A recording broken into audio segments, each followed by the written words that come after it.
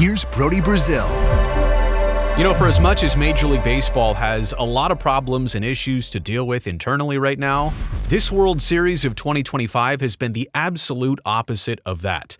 What a back and forth and drama and emotion and expectations and predictions that are right, predictions that are wrong. We've seen everything. A series split in Toronto, then Game 3 went 18 innings in Los Angeles. Then the Blue Jays took the next two. Now we're off to Games 6 and maybe 7. So 6, please don't tune out because I did that. Game 6 and maybe 7 back north of the border. So we know this series is going to end in Canada, but for which side? For which team? And I know there's probably Blue Jays fans watching this saying they're feeling pretty good right now. Don't mess up the vibe. On the flip side, there's Dodger fans feeling like, well, obviously they're up against elimination. They've got to win the next two games. They're not feeling great. They think I might present some of this stuff as a hater. I'm not. I'm just trying to see this from the casual baseball fan point of view. What a really good series and the back and forth both ways. I think the number one thing I can say about this World Series, entertaining, and it's been drawing in the casual baseball fan, which I think is something that Major League Baseball has been missing for a while. The casual fan was kind of distancing away.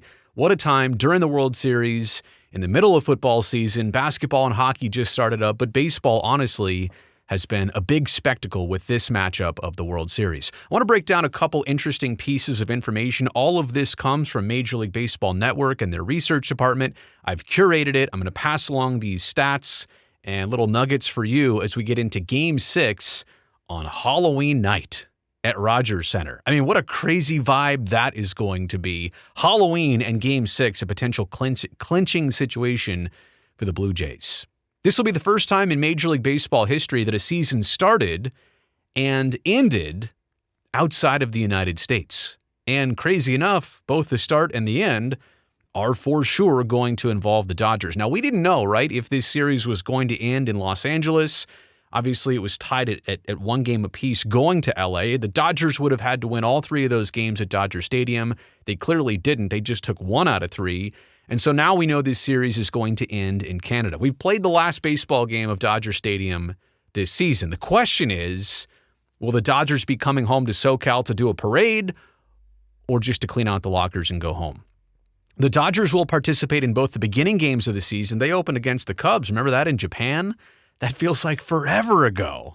But it was this baseball season. And the conclusion, obviously, against the Blue Jays in Canada. So never before this year, 2025, has a Major League Baseball season started outside the U.S. and finished outside the U.S. Sometimes it'll start outside. Sometimes it'll finish outside. Like the last time was 93, right? When the Blue Jays beat the Phillies in the World Series. So starting and finishing outside the United States. That's interesting. Trey Yesavage's 12 strikeouts set the single-game rookie record in the World Series. His 12 strikeouts were the most by any pitcher in a World Series game of the entire World Series history who didn't walk a batter. Let me say that again. His 12 strikeouts, the most by any pitcher in the World Series in World Series history who didn't walk a batter. 12 Ks, 0 free passes. Yesavage's 23 whiffs were the most in any World Series game since tracking for that began back in 2008. And it was that breaking pitch, that 12-6, Uncle Charlie, the yellow hammer, whatever you want to call it, that thing dropping off a table that had Dodger hitters fooled. Trey Yesavage, what a hero in Game 5.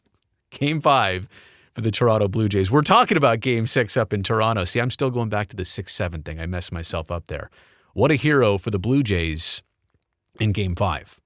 Now, as for Game 6, there have been 30 instances of teams up 3-2 and playing a Game 6 at home in Major League Baseball. Those teams have won Game 6 16 times and won the series 22 times. So I think the main takeaway here and what needs to be understood is that when you're up 3-2 and you have Game 6 and 7 at home, yeah, you obviously have a high percentage of taking the entire series at 73%. But 16 times it happens right then and there in Game 6. At the first clinching opportunity, it happens. 6 other times out of those 30, it has necessitated a Game 7 that the team won after having that 3-2 lead. So they couldn't win the series at 3-2, but ultimately did go on to win the series. But 73% of the time, if you're up 3-2 and playing at home, you go on to win. That right there is what the Dodgers are up against. But I'll tell you, watching this series so far, and the craziness and the unexpected parts, and like leading off Game 5 with back-to-back solo homers in 3 pitches off Blake Snell, who could have seen that coming?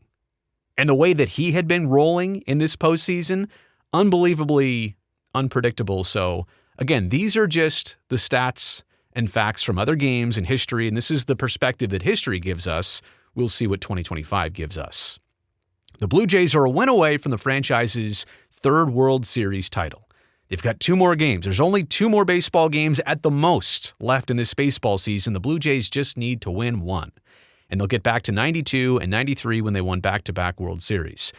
On the flip side, the Dodgers are seeking to avoid losing a World Series for a Major League Baseball record 15th time in their franchise history. They're currently tied with the Yankees for losing 14 fall classics. Now, I get it. That's the negative side. That's the negative stat. And you can say, well, the Dodger fans have had to go through a lot losing 15 World Series. And the fact that, oh yeah, they've also won a bunch more too, right? So there is the counter of this. And yes, they've lost significantly more World Series than they've won up to this point. But even being in that contention, there's a lot of franchises that would love to trade where they're at for even this opportunity. I know that's not what a Dodger fan wants to hear right now, but it just goes to show you if the Dodgers don't win this World Series, they'll be on the wrong side of having the most World Series losses in franchise history across baseball. Dodger relievers have allowed 12 of 21 inherited runners to score during this World Series of 2025. That's 57.1%. And that also ties the 1987 St. Louis Cardinals and the 2018 LA Dodgers for the most inherited runners scoring in a single World Series. Now, can we really tack this on the bullpen, or is it about a pitching situation, right? When Dave Roberts makes a pitching change, oftentimes they're in a pinch, right? Maybe runners at second and third and 1 out, and all it takes is a fly ball to center field and you get a sac fly, and that inherited runner for the pitcher that just came in comes in to score. So this may not be as much of a knock or a bad stat about Dodger pitching. It may be more situational than anything else, but there has been this theme, right, during the World Series that Dodgers make a pitching change, they bring in somebody else, and that new pitcher can't shut the door, can't keep it spotless, can't keep it perfect at that point. A run is going to score. But again, sometimes that's more situational than a statement on, let's say, execution. 24 of 47 runs, that's 51%, more than 51%, of runs in the World Series have come via home runs. The Blue Jays have scored 15 of their 29 runs, that's 51.7%, and the Dodgers have scored 9 of 18 runs, that's exactly 50%, via home runs. That's just Major League Baseball. Here in the 2020s is that teams swing for the fences, the pitchers throw as hard as they can, the batters swing as hard as they can, they're trying to get the launch angle, they're trying to get the exit velocity, and if everything works well, you get 2 things. A lot of strikeouts and a lot of home runs. And in this case, I mean, that's crazy, right? There are some baseball purists who probably look at this and say, what about manufacturing runs and bunting and squeeze plays and sac flies? I mean, those things are happening too, but it is true. When you watch these 2 teams, and we knew the Blue Jays could hit, and we know the Dodgers have home run star power like crazy. Ohtani himself is a home run hitting machine. And oh yeah, Freddie Freeman too.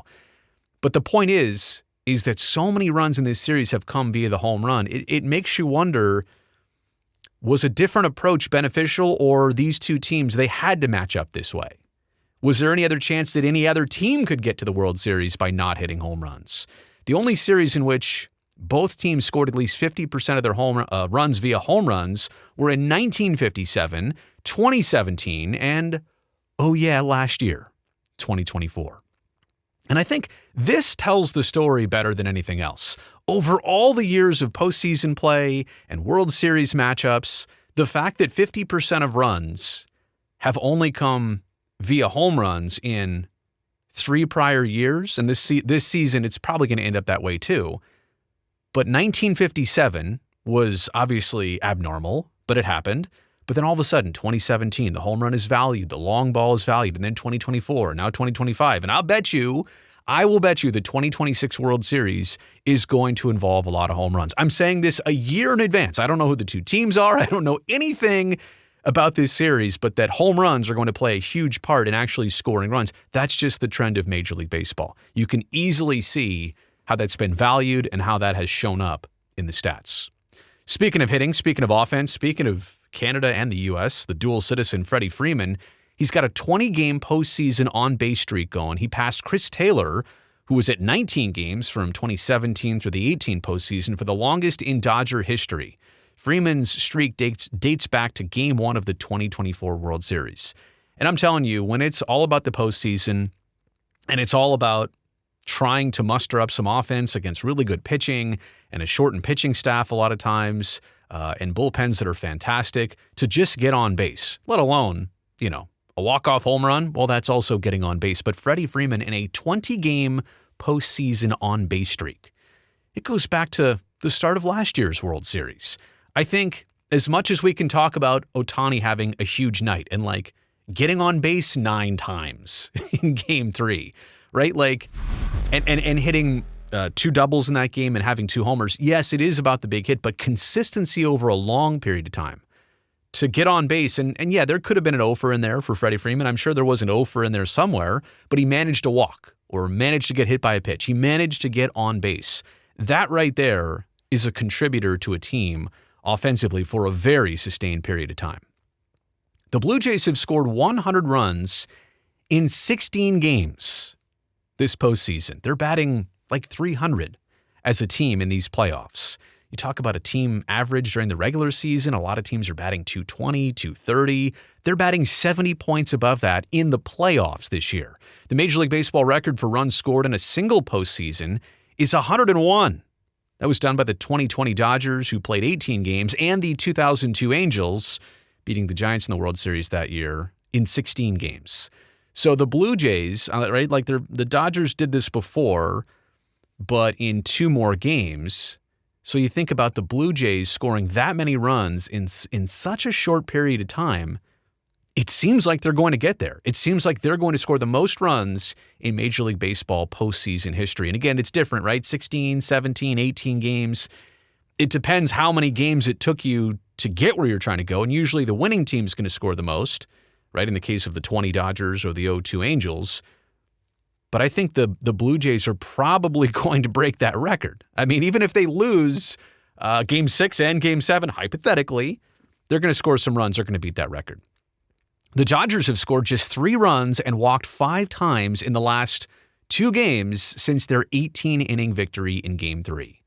Since Game 3, right? And they won with the Freeman walk-off in 18 innings, and Ohtani was on base 9 times, and Yamamoto almost came back in the game to pitch. Since then, as a team, they're batting 164 batting average-wise. Now, we thought, right, that the Dodgers would gain some momentum, and winning Game 3 was almost like winning 2 games. The feel of that, the emotion of that, it's going your way part of that.